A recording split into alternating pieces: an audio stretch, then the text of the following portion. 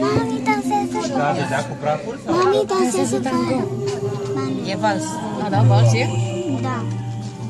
Seamănă mult cu tango. Toate dansează copiii ăștia, frate. E frumos oricum. Da. Știu că te Haide să dansați așa. Unde s-au dus? Mama, O iau așa. Mama, și-o dansează așa. Bine, te rog, oprește-te cu picioarele, că îmi rup ciorapii de tot.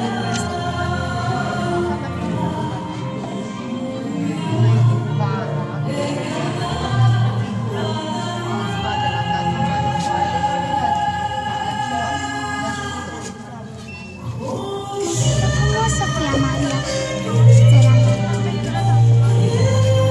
Hai, Dani, te plictisită. Mama, place asta. Mie place cine dansează. După ce termină ăștia mic dansul, mergem acolo.